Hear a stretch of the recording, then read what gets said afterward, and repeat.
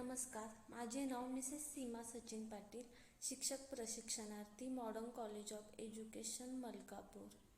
आज आपण गांडूळ खत प्रकल्पाविषयी माहिती घेणार आहोत। यामध्ये गांडूळ खत म्हणजे काय, गांडूळ खतासाठी गांडूळाच्या योग्य जाती व गांडूळाचे प्रकार आपण पाहणार आहोत। गांडूळ हा जमिनीत राहणारा प्राणी आहे। तो जमिनीतील सेंद्रिय पदार्थ खातो। ते खाल्ल्यानंतर त्याच्या शरीराला आवश्यक असा भाग सोडून उर्वरित भाग विष्ठा म्हणून शरीरातून बाहेर टाकतो। त्यालाच गांडूळ खत किंवा वर्मी कंपोस्ट असे म्हणतात। या क्रियेला 24 तासांचा कालावधी लागतो। गांडूळ जेवढे पदार्थ खातो त्यापैकी स्वतःच्या शरीरासाठी फक्त 10% भाग ठेवतो व बाकीचा 90% भाग शरीरातून बाहेर टाकतो। गांडूळ खतात वनस्पतीच्या वाढीसाठी लागणारी अन्नद्रव्ये, संप्रेरके, उपयुक्त जीवाणू असून वनस्पतीची रोगप्रतिकारक क्षमता वाढवते। गांडूळ खत हे भरपूर अन्नद्रव्ये, संप्रेरके असणारे दाणेदार सेंद्रिय खत असून जैविक गुणधर्म वाढविते। गांडूळ खत हा सेंद्रिय शेतातील एक महत्त्वाचा घटक आहे। एपिजिक, ॲनेसिक, एंडोजिक असे गांडूळाचे बरेच प्रकार आपल्याला पाहायला मिळतात। एपिजिक गांडूळे जमिनीच्या पृष्ठभागालगतच राहतात।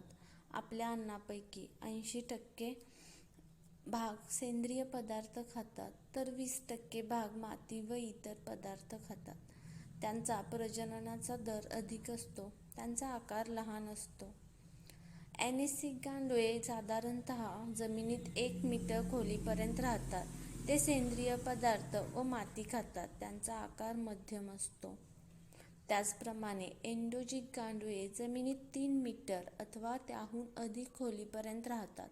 त्यांचा आकार लांब असतो, रंग फिकट असतो व प्रजननाचा दर अतिशय कमी असतो।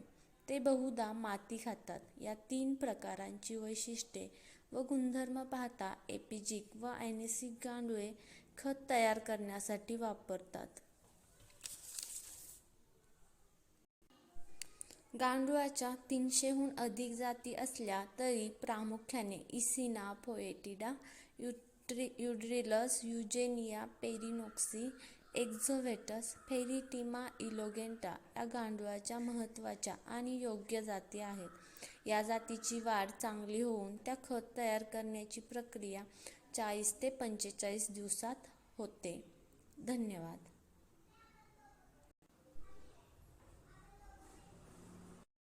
नमस्कार, माझं नाव आहे आकांक्षा विनायक पाटील। आज आपण गांडूळ संवर्धन, गांडूळ खत निर्मिती व निर्मितीनुसार विविध प्रकार पाहणार आहोत। त्यामध्ये जमिनीची किंवा जागेची निवड कशी करावी, बांधणी कशी करावी हे आपण पाहणार आहोत।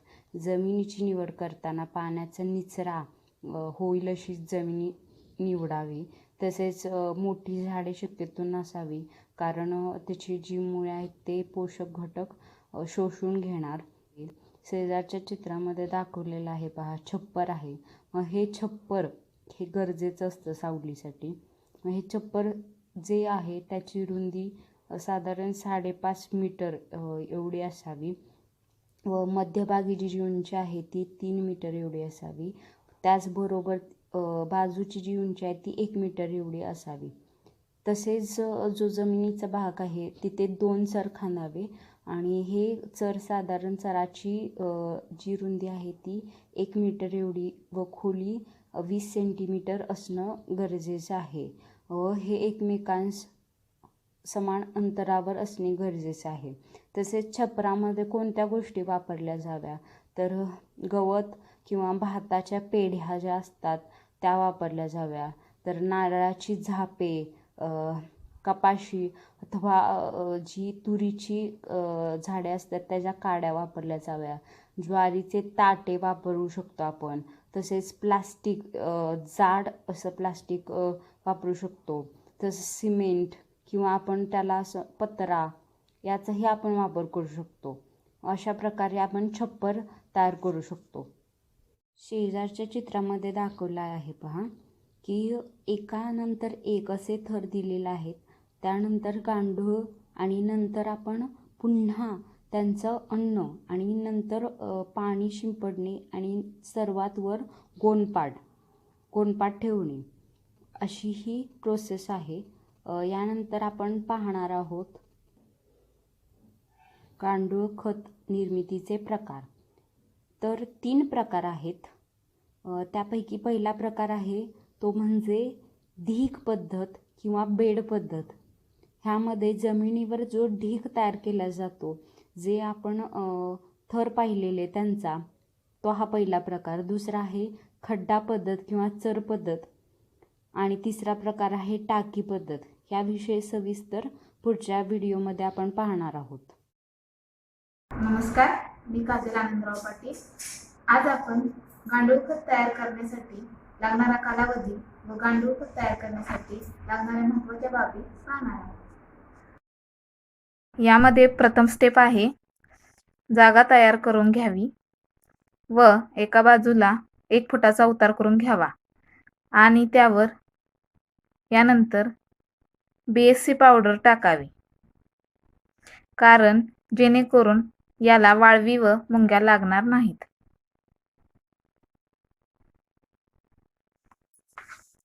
त्यानंतर दुसऱ्या स्टेपमध्ये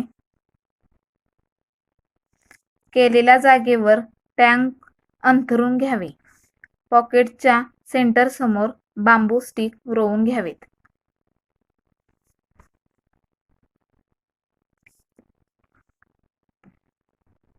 तिसऱ्या स्टेपमध्ये ते टँक बांबू स्टिकमध्ये अडकवून उभ्या करून घ्याव्या. टँक बांबूमध्ये अडकवून घेतल्यामुळे टँक बाजूला पडणार नाही आणि तो उभा राहायला मदत होईल.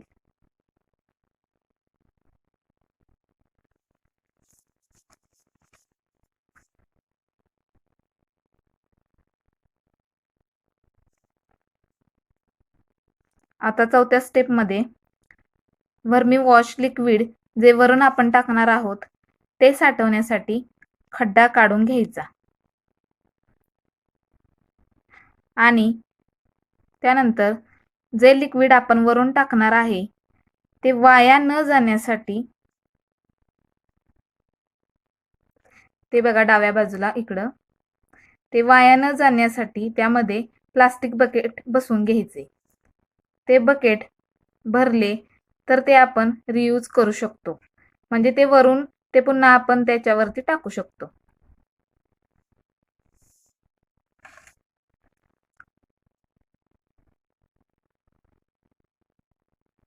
आता पहा 5वी स्टेप. गांडूळ खत निर्मितीसाठी योग्य प्रकारचा कचरा म्हणजेच बागेतील किंवा ऊसाची पाचट असा लगेच कुजणारा कचरा निवडावा.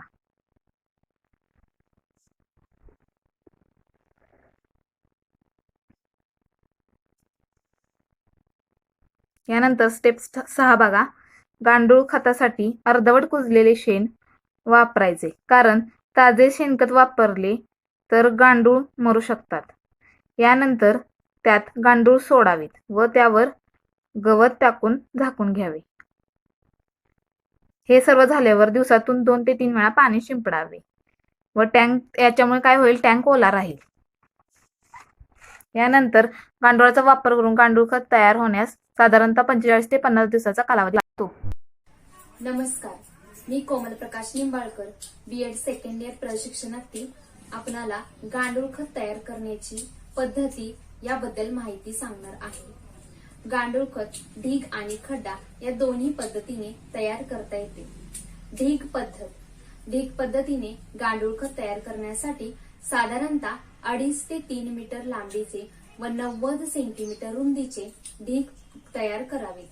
ढिगाच्या तळाशी नारळाचा काथ्या, गवत, भाताचे तूस यासारख्या न कुजणाऱ्या पदार्थांचा थर 3 ते 5 सेंटीमीटर जाडीचा थर रचावा. त्यावर पुरेसे पाणी शिंपडून ओला करावा. या थरावर 3 ते 5 सेंटीमीटर अर्धवट कुजलेल्या शेणाचा, कंपोस्ट व चाळलेल्या मातीचा थर द्यावा. या थरावर पूर्ण वाढलेली गांडुळे हळवारपणे सोडावीत. दुसऱ्या थरावर पिकांचे अवशेष, शेतातील तण, मासोळी खत, कोंबड्यांची विष्ठा, धान्याचा कुंडा इत्यादी सेंद्रिय पदार्थांचा थर द्यावा. या सेंद्रिय पदार्थांचे बारीक तुकडे करून व अर्धवट कुजलेल्या स्वरूपात वापरले तर अधिक चांगले असते. त्यासाठी तसेच कुजणाऱ्या सेंद्रिय पदार्थांमध्ये 40 ते 50% पाणी असावे. त्यासाठी ढिगावर गोणपाटाचे आच्छादन देऊन झारीने दररोज पाणी फवारावे. खड्डा पद्धत. या पद्धतीमध्ये सिमेंटच्या खड्ड्यांची लांबी 3 मीटर, रुंदी 2 मीटर आणि खोली 60 सेंटीमीटर ठेवावी. खड्ड्याच्या तळाशी नारळाचा काथ्या, गवत, भाताचे तूस, त्यानंतर 3 ते 5 सेंटीमीटर जाडीच्या थरावर सेंद्रिय पदार्थ व कुजलेले शेण तसेच चाळलेल्या मातीचा थर द्यावा. दोन्ही थर पाण्याने पूर्ण ओले करून त्यावर प्रौढ गांडुळे सोडावी. त्यावर अर्धवट कुजलेल्या सेंद्रिय पदार्थांचा 50 सेंटीमीटर जाडीचा थर रचावा व त्यावर गोणपाटाचे आच्छादन देऊन ते नेहमी ओले ठेवावे. गांडुळांच्या वाढीसाठी खड्ड्यातील सेंद्रिय पदार्थांमध्ये हवा खेळती राहणे आवश्यक आहे. यासाठी जर सेंद्रिय पदार्थांच्या थरामध्ये घट्टपणा जाणवल्यास ते हाताने सैल करावे. अशा प्रकारे झालेल्या गांडूळ खताचा शंकू आकृती ढीग करावा. ढिगातील वरच्या भागातील खत वेगळे करून सावलीत वाळवून चाळून घ्यावे. अशा प्रकारे गांडूळ खत तयार करण्यासाठी ढीग व खड्डा पद्धत वापरतात. धन्यवाद. नमस्कार, मी Pranjal Hanumantrao Patil, B.Ed second year प्रशिक्षणार्थी. मित्रांनो, तुम्ही गांडूळ खत म्हणजे काय, गांडूळ खत कसे तयार करायचे, गांडूळ खताचे प्रकार कोणते, गांडुळांच्या जाती कोणत्या याविषयी सविस्तर माहिती घेतली आहे. आता मी तुम्हाला सांगणार आहे गांडूळ खत वेगळं कसे करायचे आणि गांडूळ खताचे फायदे काय आहेत. आता गांडूळ खत वेगळं करणे म्हणजे काय करणे, तर गांडूळ खत जेव्हा तयार झालेलं असतं म्हणजे चहा पावडरसारखं त्याचा आकार झालेला असतो, चहा पावडरसारखंच दिसत असतं. अशा वेळी समजायचं गांडूळ खत तयार झालेलं आहे. असं गांडूळ खत तयार झाल्यावर ते गांडुळांपासून वेगळं करून शेतीच्या मशागतीसाठी वापरलं जातं. हे वेगळं कसं करायचं हे आणि त्याची विधी काय आहे, कशा प्रकारे ते वेगळं करायचं, कोणती काळजी घ्यायची वेगळं करताना, हे आपण आता पाहणार आहोत.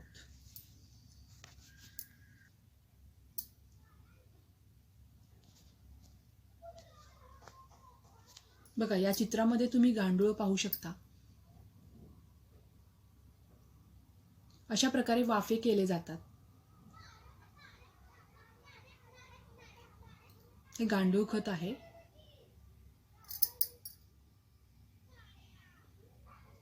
मोठी झालेली गांडुळे आहेत.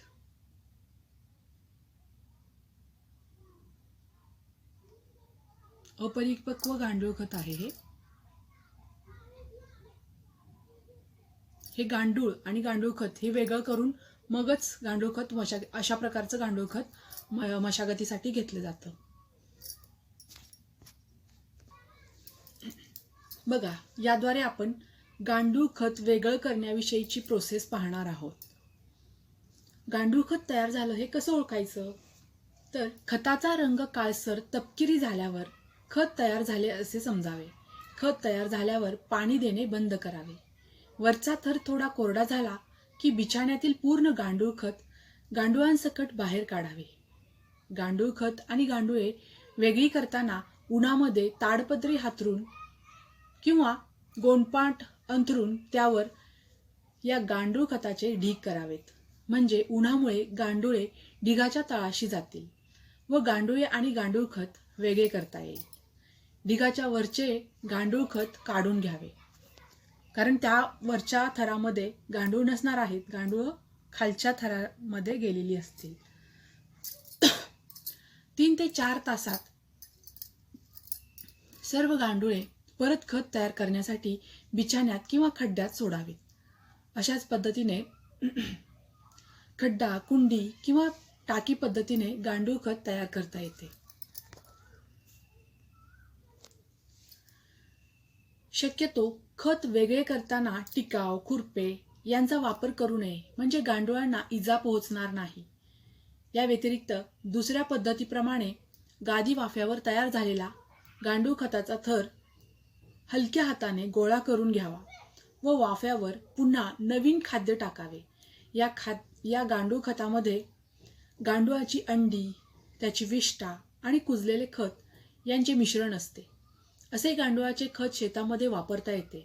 निरनिराळ्या पिकांसाठी हे खत हेक्टरी 5 टन प्रतिवर्ष या प्रमाणात टाकावे. बघा, यामध्ये तुम्हाला गांडुळांनी तयार केलेलं हे खत दिसत आहे. हे खत तयार झालेलं आहे. आता हे खत वेगळं करण्याची प्रोसेस आपल्याला करता येईल.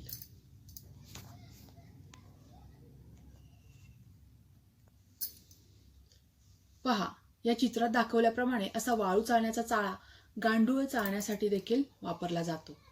यामध्ये गांडूळ खत टाकून हा चाळा फिरवला जातो आणि नंतर त्यापासून गांडुळे वेगळी आणि गांडूळ खत वेगळं होतं. पहा, अशा प्रकारचा चाळा देखील गांडूळ खत चाळण्यासाठी वापरला जातो.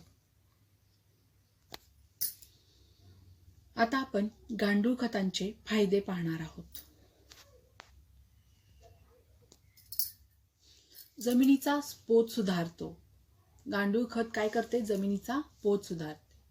मातीच्या कणांच्या रचनेत योग्य असा बदल घडविला जातो. गांडुळांच्या बिळांमुळे झाडांच्या मुळांना इजा न होता उत्तम मशागत केली जाते. जमिनीत पाणी धरून ठेवण्याची क्षमता वाढते. जमिनीची धूप कमी होते. बाष्पीभवनाचे प्रमाण कमी होते.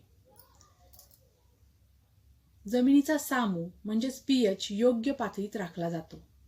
गांडूळ खालच्या थरातील माती वर आणतात व तिला उत्तम प्रतीची बनवतात. गांडूळ खतामध्ये ह्युमसचे प्रमाण भरपूर असल्यामुळे नत्र, स्फुरद, पालाश व इतर सूक्ष्मद्रव्य झाडांना भरपूर व लगेच उपलब्ध होतात. जमिनीतील उपयुक्त जीवाणूंच्या संख्येत भरमसाठ वाढ होते. ओला कचरा व्यवस्थापन पण होते. मातीचा कस टिकून राहतो. या खतामुळे मातीमधील सूक्ष्मजीव टिकून राहतात. या खतामुळे जमीन सुपीक राहते. आजच्या या रासायनिक जगात रासायनिक खते भरपूर आहेत, मात्र या खतांचा आपल्या आणि जमिनीच्या शरीरावर किंवा जमिनीवरही काही घातक परिणाम होत नाही. यामुळे गांडूळ खत हे अतिशय प्रभावी माध्यम आहे, जे आपलं आरोग्य चांगलं राखू शकतं. त्यामुळे सर्वांनी गांडूळ खत प्रकल्प हाती घ्यावेत आणि रासायनिक द्रव्यांचा कमीत कमी वापर करावा, हीच अपेक्षा. धन्यवाद. नमस्कार, मी धनश्री पवार, B.Ed द्वितीय वर्ष प्रशिक्षणार्थी. आज मी तुम्हाला गांडूळ खत आणि कंपोस्ट खताची तुलना याबद्दल सांगणार आहे. यामध्ये गांडूळ खत म्हणजे काय, कंपोस्ट खत म्हणजे काय हे सांगणार आहे. त्याचप्रमाणे गांडूळ खत आणि कंपोस्ट खत निर्मितीसाठी लागणारा कालावधी आणि गांडूळ खत कंपोस्ट खतामध्ये असणारे पोषक तत्व आणि त्याच्यावर होणारे वातावरणातील परिणाम हे सांगणार आहे. प्रथम आपण गांडूळ खत म्हणजे काय पाहूया. गांडूळ हा जमिनीत राहणारा प्राणी आहे. तो जमिनीतील सेंद्रिय पदार्थ खातो. ते खाल्यानंतर शरीराला आवश्यक असणारा भाग सोडून जो उर्वरित भाग असतो त्यालाच आपण विष्ठा म्हणतो. ती विष्ठा शरीरातून बाहेर टाकतो, त्यालाच गांडूळ खत असे म्हणतात. आता कंपोस्ट खत म्हणजे काय. कंपोस्ट खतात अनेक प्रकारचे वनस्पतीजन्य आणि प्राणीजन्य पदार्थांचा समावेश असतो. कंपोस्ट खत हे ग्रामीण व नागरी भागात निर्माण झालेल्या सेंद्रिय पदार्थापासून की जे सेंद्रिय पदार्थ सूक्ष्म जीवाणूंच्या सहाय्याने कुजवून एक उत्कृष्ट खत तयार केलं जातं, त्यालाच आपण कंपोस्ट खत असे म्हणतो. आता गांडूळ खत आणि कंपोस्ट खत यांच्यासाठी लागणारा कालावधी, तर गांडूळ खताला कंपोस्ट खताच्या मानाने कमी कालावधी लागतो. म्हणजेच 1 ते 1.5 महिना कालावधी हा गांडूळ खत निर्मितीसाठी लागतो आणि कंपोस्ट खतासाठी आपल्याला 4 महिने कालावधी लागतो. गांडूळ खत आणि कंपोस्ट खत असणारी पोषक तत्वे ही पोषक तत्वे म्हणजे नायट्रोजन, फॉस्फरस, पोटॅश. आता नायट्रोजन हा गांडूळ खतामध्ये 2.5 ते 3% असतो, तर कंपोस्ट खतामध्ये 0.5 ते 1.5% असतो. म्हणजेच गांडूळ खतामध्ये नायट्रोजन हा जास्त प्रमाणात आढळतो. फॉस्फरस हा गांडूळ खतामध्ये 1.5 ते 2% असतो, तर कंपोस्ट खतामध्ये 0.5 ते 9% असतो. म्हणजेच गांडूळ खतामध्ये सुद्धा फॉस्फरस हा जास्त प्रमाणात असतो. पोटॅश हा गांडूळ खतामध्ये 1.5 ते 2% असतो आणि कंपोस्ट खतामध्ये 1.2 ते 1.4% असतो. म्हणजे इथं सुद्धा पोटॅश हा गांडूळ खतामध्ये आपल्याला जास्त दिसतो. इतर सूक्ष्म पदार्थ हे गांडूळ खतामध्ये अपेक्षित म्हणजेच अधिक प्रमाणात असतात आणि कंपोस्ट खतात हे कमी प्रमाणात असतात. गांडूळ खत हे प्रति एकराला 2 टन लागते, तर कंपोस्ट खताची आवश्यकता ही 5 टन लागते. म्हणजेच कंपोस्ट खत तुम्हाला प्रति एकराला जास्त प्रमाणात आवश्यक असतं. आता गांडूळ खत आणि कंपोस्ट खतावर वातावरणावर काय परिणाम होतो, तर गांडूळ खतामध्ये डास व माशांचा अभाव असतो आणि नियंत्रित तापमानामुळे त्यात उपयुक्त जे जीवाणू असतात गरजेचे असतात त्यांची वाढ चांगली होते. कंपोस्ट खतात दुर्गंधी आणि प्रदूषण जास्त असते, म्हणजे त्याच्यात वाढ असते आणि डास आणि माशांचा उपद्रव होतो. तसेच तापमान अनियंत्रित वाढ होते तापमानात, जेणेकरून उपयुक्त जीवाणू मर्यादित वाढतात. म्हणजे इथं सुद्धा आपल्याला जे उपयुक्त जीवाणू आहेत अनियंत्रित तापमान असल्यामुळं आपल्याला आवश्यक असणारे जे उपयुक्त जीवाणू असतात त्यांची सुद्धा वाढ मर्यादित होईल. अशा प्रकारे गांडूळ खत आणि कंपोस्ट खताची आपण तुलना पाहिलेली आहे, म्हणजे त्यांच्यात काय फरक आहे ते पाहिलेलं आहे. धन्यवाद.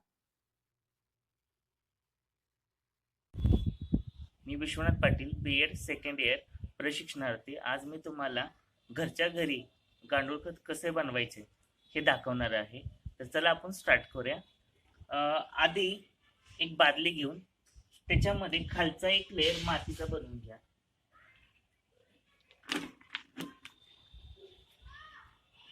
हा पहिला लेयर मी मातीचा बनवतोय. ह्याच्यानंतर ह्याच्यावरती जी झाडाची पानं वगैरे आहेत पाळापाचोळा त्याचा एक लेयर बनवून घ्या.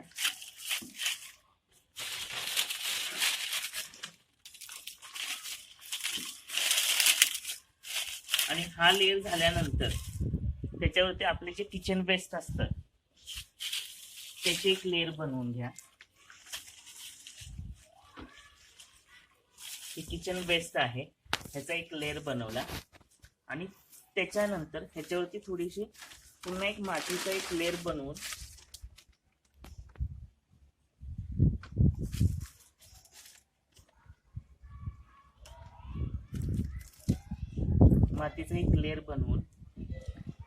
ह्याच्यावरती आता ह्या लेयर वरती जे गांडूळ असतील ते सोडून देऊन आणि ह्याच्यावरती काहीतरी झाकून हे सावलीखाली ठेवल्यानंतर 1-2 महिन्यानंतर आपल्याला ह्याच्यामध्ये उत्कृष्ट खत झालेले दिसेल आपल्याला. आता ह्याच्यावरती झाकून आपण हे साईडला सावलीमध्ये ठेवून टाकतो.